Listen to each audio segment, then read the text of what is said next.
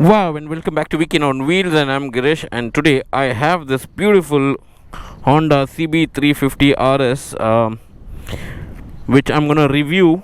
So it's time to get back to Mangalore, and on my way I'm gonna review this motorcycle in detail and tell you about this motorcycle.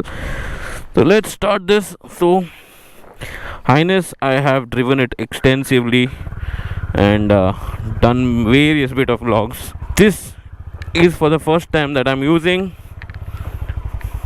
and we will tell you in detail more about this motorcycle.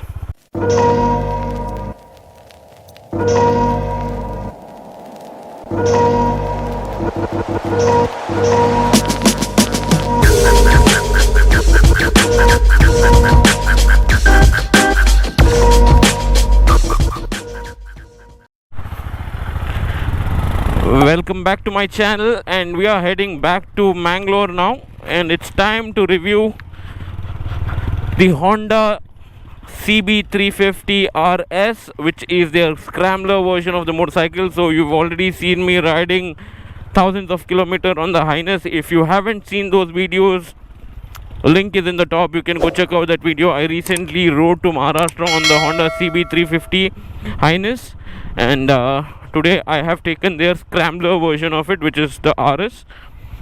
So this is a 350cc 4-stroke single cylinder BS6 model, and it is powered with 21 horsepower at a max of 5500 rpm and 30 newton meter torque at a max of 3000 rpm. So that tells you this is this has got good low end torque, so that's good about this motorcycle. So this is their scrambler version of the motorcycle, and when you look at the motorcycle, there are certain changes when it comes to the looks of this motorcycle.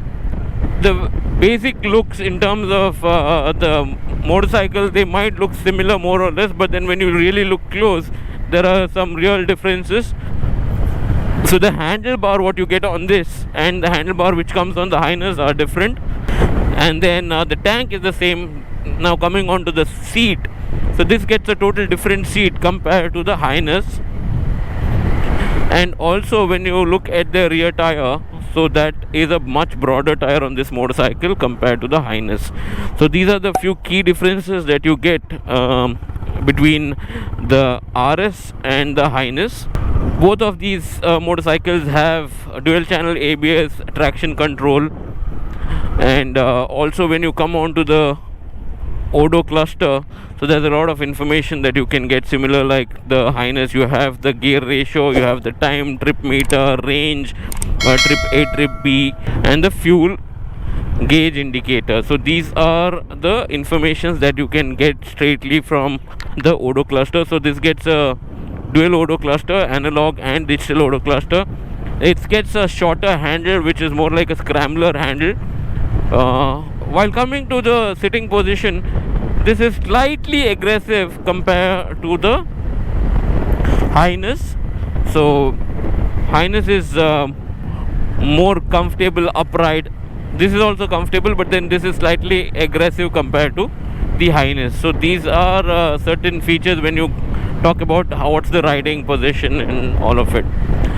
So now coming to the gear ratio, this gets a longer gear ratios, and which I will explore once I go onto the highway. So this is the interior road, so I'm going to talk more about the low gears and how it performs. It's got a really good initial punch to it, very peppy motorcycle, and yes, the whole look of this motorcycle gives you that scrambler feeling as well. And from the handling perspective also, my god, Honda does some really good motorcycle, and handling of this motorcycle is supreme. You can kind of wiggle this around without any issue, and it's easy to maneuver and very sharp in turn and all of them. And talking about the braking, so this gets a dual channel ABS braking, so that is very good, very sharp, got a very good bite to it when you brake. So let me give you an example. So I am at 80s, and you see when I brake, even slight braking will immediately bring down to 60-50, that way. So the braking is very good. So now let's check the acceleration of this motorcycle.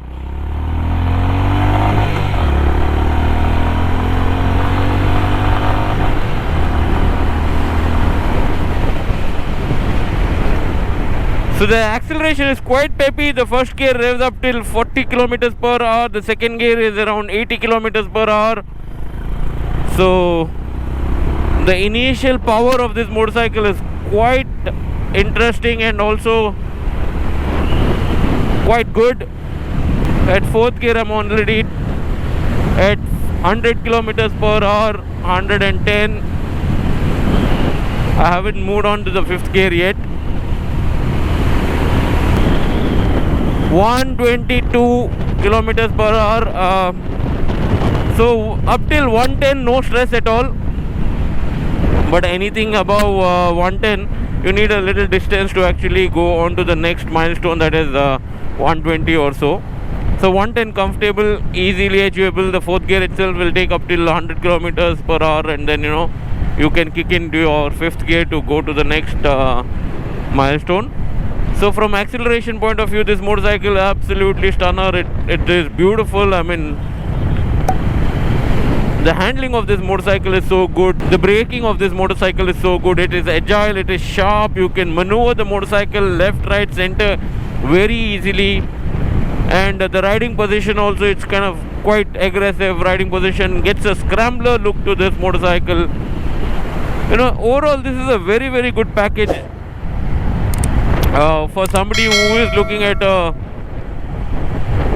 classy retro yet a scrambler kind of a motorcycle, and who is also very, very clear on performance. I mean, this motorcycle is pure performance. The engine refinement for this motorcycle is supreme.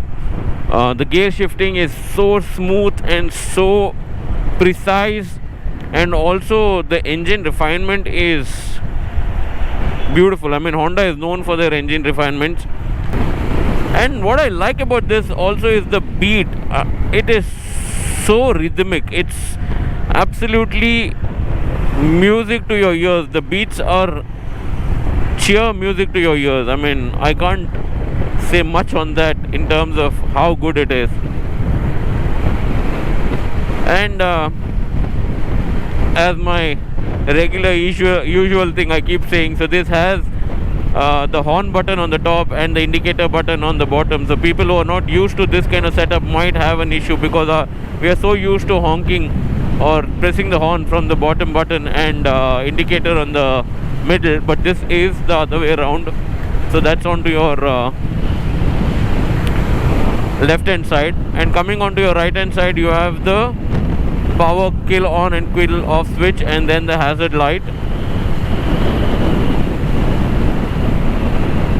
And it's quite a peppy bike, I must say. It's quite a peppy bike. Somebody going to college who wants like a scrambler look, at the same time is looking for a good performance bike, can definitely go for something like this. And also somebody who's looking at getting a good mileage, or somebody who's wanting to get a good mileage, this gives you easily 42 to 45 kilometers per liter. On the highness I have actually got 50 plus kilometer per liter, but then that was not an average reading. So average is what I've got, close to about 45. But then there was a particular stretch, again it was subject to favorable stretch and all of it.